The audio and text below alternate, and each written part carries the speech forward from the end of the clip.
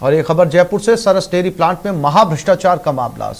जयपुर सरस dairy प्रबंधन की बड़ी लापरवाही, अमानक दूध सप्लाई करने वाली फर्मों पर अब तक कोई कार्रवाई नहीं हुई। दोषी दुग्ध संकलन समितियों पर डेयरी प्रबंधन की मेहरबानी, अमानक दूध सप्लाई करने के बावजूद नहीं की गई कार्रवाई। दोषी दूध समितियों का रिकॉर्ड भी नहीं किया गया जब्त। रसूखदार लोगों की अमानक दूध सप्लाई करने वाली समितियां हैं, डेयरी प्रबंधन से जुड़ी हैं अमानक दूध सप्लाई करने वाली समितियों द्वारा रिकॉर्ड में भारी हेराफेरी की आशंका है। जांच के नाम पर महज खानापूर्ति की जा रही है।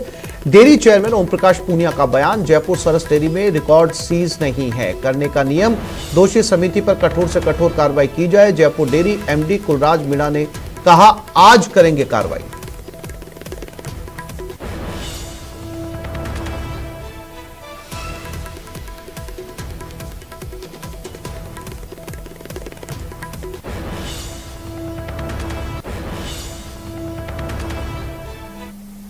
इस वक्त हम सरस डेयरी के प्लांट पर ही खड़े हैं और जो हमें शिकायत मिली थी, जब हमने इसकी पुष्टि डेयरी प्रबंधन के अधिकारियों से की कि यहाँ पर दूध के टैंकरों की जगह पानी के टैंकर पकड़े गए हैं, यानी महाभ्रष्टाचार का एक खुलासा सामने आया है। उसके बाद हमने पूरे मामले की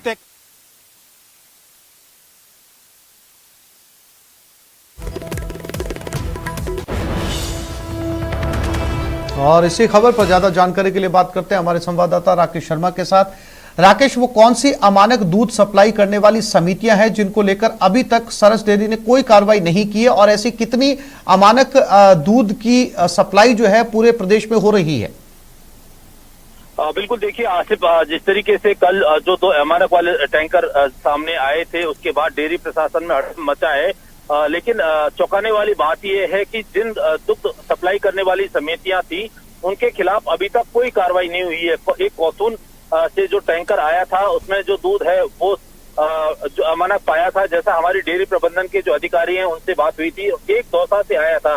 कौतून का जो है वो सीधा कहीं ना कहीं डेयरी बोर्ड के जो लोग हैं उनसे मिला हुआ है, उनके परिजनों का ही टैंकर बताया है। लेकिन और दूसरी तरफ दौसा से जो टैंकर आया था, जिसको अमानक बताया है, वो दौसा से है, वो उनका वो खुद डायरेक्टर है डेयरी में। तो निश्चित तौर पर क्योंकि दोनों प्रभावशाली लोग हैं और इस पूरे मामले में अब डेयरी प्रशासन और प्रबंधन और बोर्ड इसकी लिपापोती में जुट गए हैं और कोशिश ये की जा रही है कि इस मामले को दबाया जाए और जांच के नाम पर अब खानापूर्ति भी की जा रही है। क्योंकि जहां से रिकॉर्ड जब्त करना था, रिकॉर्ड जब्त नहीं किया गया है। जो कार्रवाई की जानी थी, अभी तक कार्रवाई नहीं की है। इस मामले में हमने जो ओम प्रकाश पूनिया है डेयरी चेयरमैन, उनका हमारे पास फोन आया था। उन्होंने कहा था कि डेयरी में रिकॉर्ड को जब्त करने का कोई नियम नहीं है, हम सीआरपीसी या पुलिस की तरह कार्रवाई नहीं करते। बोर्ड की बैठक में या प्रबंधन की बैठक में उच्च स्तरीय जब बैठक होती है उसमें हम निर्णय लेंगे और कठोर कदम इसमें उठाए जाएंगे। लेकिन क्या निष्पक्ष जांच हो पाएगी? क्योंकि दोनों जो टैंकर अमानक दूध के बताए जा रहे हैं, वो कहीं ना कहीं डेयरी प्रबंधन से जुड़े हुए हैं, डेयरी बोर्ड से जुड़े हुए हैं। ऐसे में अब यह आशंका जताई जा रही है कि इस पूरे मामले में अब लिपापोती की कोशिश शुरू कर दी गई है। राकेश, आपने बताया कि अब जो है इस पूरे मामले को दबाने की लिपापोती शुरू हो चुकी है, लेकिन अगर कानून सम्मत कार्रवाई की बात करें तो कानूनी कार्रवाई है किसके हाथ में, करेगा कौन? बिल्कुल, देखिए कल जिस तरीके से जब अमानक दूध पाए गए थे, परसों रात को ये टैंकरों की शिकायत आई थी, उसी समय डेयरी में ये टैंकर पहुंचे कैसे, इन पर उसी वक्त कार्रवाई होती और उसी समय निर्णय होता। लेकिन अब लगभग 36 घंटे से ज्यादा का समय गुजर चुका है, अभी तक कार्रवाई के नाम पर सिर्फ खानापूर्ति की गई है। कल जो जब न्यूज 18 पर खबर चली, उसके बाद डेयरी के अधिकारी वहां जांच करने तो पहुंचे, लेकिन जांच के नाम पर सिर्फ खानापूर्ति की गई। क्योंकि जो प्लांट है सरस डेयरी का, वहां से भी रिकॉर्ड जब्त नहीं किया गया, जो दुग्ध समितियां हैं उनसे भी रिकॉर्ड जब्त नहीं किया गया। जो जांच करने वाले अधिकारी आए थे, हमने उनसे जो वार्ता भी की थी, हमने डेयरी प्रबंधन और डेयरी प्रवक्ता से भी बात की थी। तो आज कल उन्होंने जी राकेश जी, नजर बनाए रखिएगा, अपडेट आपसे लेते रहेंगे। जानकारी के लिए आपका धन्यवाद। सुनते हैं मुख्यमंत्री अशोक गहलोत का संबोधन। बाद में आनंद भवन भी, स्वराज भवन सब दे दिया देशवासियों को। इलाहाबाद के अंदर 9-10 साल जेलों में बंद रहे हुए और जेलों में भारतीय खोज, discovery of India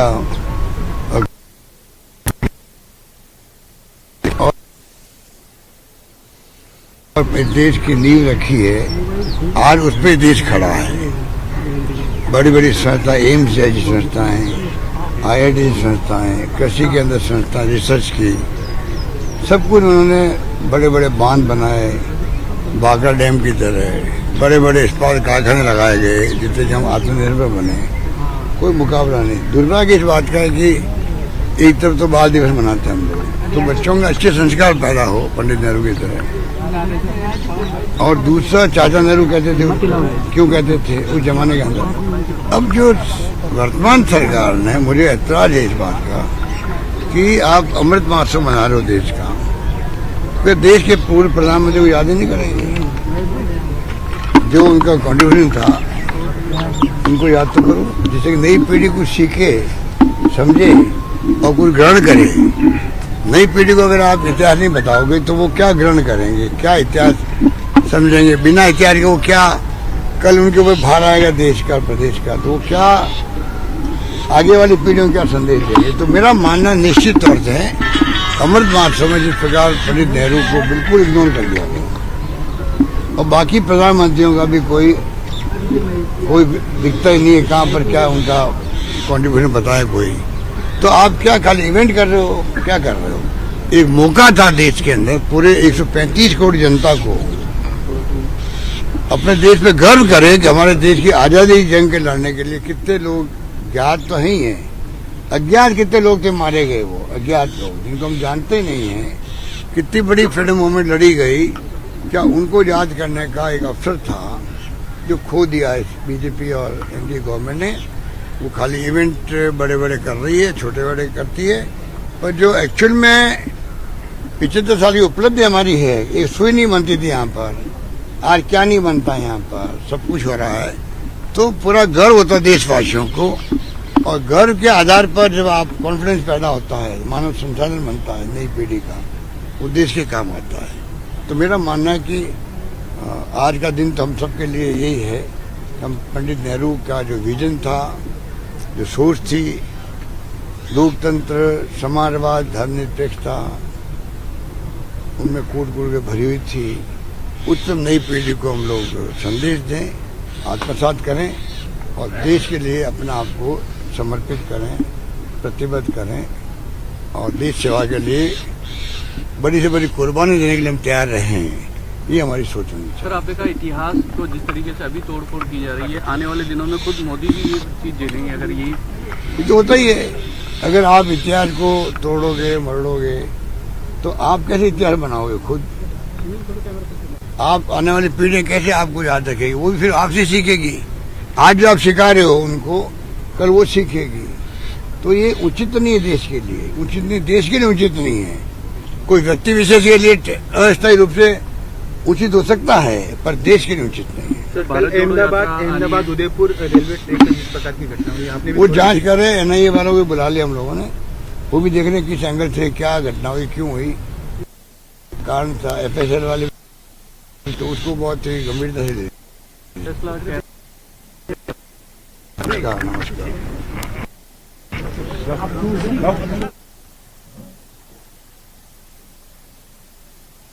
Rajasthan university में छात्राओं का गुस्सा फूट पड़ा। मांगों को लेकर राजस्थान यूनिवर्सिटी में धरना। कस्तूरबा छात्रावास की छात्राएं धरने पर हैं। हॉस्टल वार्डन पर मानसिक रूप से प्रताड़ित करने का आरोप है। साथ ही हॉस्टल की साफ सफाई और खाने में भी अनियमितता के आरोप लगाए जा रहे हैं। हॉस्टल में प्रवेश प्रक्रिया में भी छात्राएं धांधली का आरोप लगा रही हैं। हॉस्टल के बाहर ही छात्राएं धरने पर बैठी हुई हैं। मांगे पूरी नहीं होने तक धरने को जारी रखने की चेतावनी दी गई।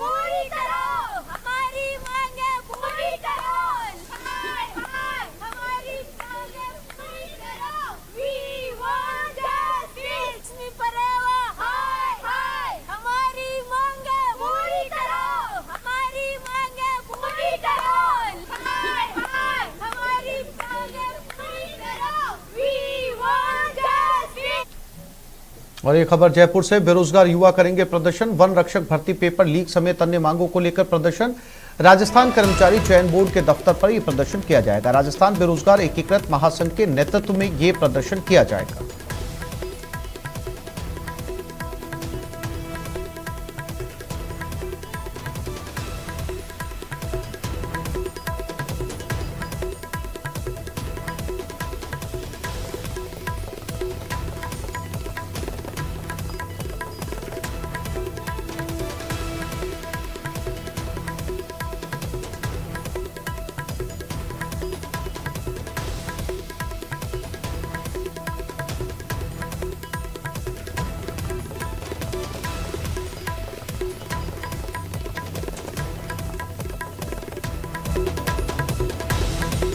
और इसी खबर पर ज्यादा जानकारी के लिए बात करते हैं हमारे संवाददाता लवली बदबा के साथ। लवली, एक बार फिर से पेपर लीक, एक बार फिर से प्रदर्शन। लवली, देखिए, राजस्थान के जो बेरोजगार हैं उनको मजबूर होना पड़ा है जो भर्तियां जो पेंडिंग चल रही है उन भर्तियों को लेकर के। और कल जो हाल ही में वन रक्षक भर्ती परीक्षा का जो पेपर लीक माना गया, लीक के बाद परीक्षा को निरस्त कर दिया गया, तो ऐसे में जो 4 लाख अभ्यर्थी इस परीक्षा से सीधे तौर पर जुड़े हुए हैं उन्हें गहरा आघात लगा है, उन्हें गहरा धक्का लगा है। तो राजस्थान बेरोजगार एकीकृत महासंघ और बेरोजगार के जो अन्य युवा हैं वो यहाँ पर प्रदर्शन करते हुए नजर आएंगे। कुछ देर बाद में उन्होंने प्रदर्शन का ऐलान किया है, वो इस दफ्तर का घेराव करेंगे, हल्ला बोल करेंगे। उनका यह कहना है कि सरकार नकल विरोधी कानून लेकर के आ गई, उस कानून के नाम पर बड़ी बड़ी मार्केटिंग कर ली गई, सुर्खियों में लाई गई सरकार। पूरा बजट सत्र से पहले का जो सत्र रहा वो पूरा सत्र जो था वो विधानसभा का सत्र पूरा नकल विरोधी कानून के नाम पर वाहवाही बटोरने का था। लेकिन रीट मामले में जिनके खिलाफ कार्रवाई हुई उन्हें बहाल किया जा रहा है, उनकी संपत्तियां जब्त करनी थी, उनके खिलाफ कार्रवाई करनी थी, ऐसी कोई कार्रवाई नहीं हुई। तो इन तमाम चीजों को लेकर के जो राजस्थान का जो बेरोजगार जो कि आक्रोशित है, गुस्से में है, आक्रोश में है, गुजरात यात्रा करके आया है, तो गुस्से में जो बेरोजगार है वो यहाँ पर प्रदर्शन करता हुआ नजर आएगा। बेरोजगारों का कहना है कि अगर उनकी मांगे नहीं मानी गई तो 2023 से पहले जो है ईट से ईट सरकार के साथ वो बजाएंगे। हालांकि बेरोजगारों के कई संगठन जो है सरकार के पक्ष में बात कर रहे हैं, तो कई संगठन जो है बेरोजगारों के हितों में बात करते हुए नजर आ रहे हैं। फिलहाल वन रक्षक भर्ती परीक्षा समेत अन्य भर्तियों की जो पेंडेंसी है उन भर्तियों को निकालने के लिए, जिन भर्तियों में डॉक्यूमेंट वेरिफिकेशन, उन भर्तियों का डॉक्यूमेंट वेरिफिकेशन निकालने के लिए और ऐसी तमाम मांगों को लेकर के जो बेरोजगारों से जुड़ी हुई मांगे हैं उनको लेकर के ये प्रदर्शन जो है ठीक 11:30 बजे जो है बेरोजगार राजस्थान के जो कर्मचारी चयन बोर्ड का दफ्तर है दुर्गापुरा में, वहां पर यह प्रदर्शन जो है वो होगा। और सभी बेरोजगार जो आसपास के इलाकों के रहने वाले हैं, शहर के रहने वाले, नजदीकी इलाकों में जो तैयारियां कर रहे हैं, वो सभी बेरोजगारों के पहुंचने का सिलसिला जो है वो शुरू होता हुआ नजर आ रहा है। और कुछ देर बाद में इस कर्मचारी चयन बोर्ड के दफ्तर के बाहर जो है बड़ी तादाद में जो राजस्थान का बेरोजगार है उसका गुस्सा फूटेगा, वो अपना आक्रोश जताएगा सरकार के सामने और ये बताने की कोशिश करेगा कि राजस्थान की सरकार किस तरह से पेपर लीक माफिया के आगे सरेंडर हो चुकी है। राजस्थान की सरकार पेपर लीक माफिया के खिलाफ कार्रवाई आखिरकार क्यों नहीं कर रही है, और कड़ी कार्रवाई अगर किसी परीक्षा के बाद होती तो शायद एक मैसेज जाता और मैसेज जाने के बाद में दूसरा कोई भी व्यक्ति इस तरह की हरकत नहीं करता जो कि नकल विरोधी कानून आने के बाद हो रही है। तो ऐसे में इस नकल विरोधी कानून को जमीनी स्तर पर लागू करवाने की मांग जो है वो मुख्य रूप से इन बेरोजगारों की, और बेरोजगारों का कहना है कि अगर उनकी मांगों पर विचार नहीं किया गया तो वो सरकार के खिलाफ और भी उग्र प्रदर्शन करेंगे। फिलहाल यहाँ पर लगातार बेरोजगारों के पहुंचने का सिलसिला जारी है और बेरोजगार जी जानकारी के लिए आपका धन्यवाद।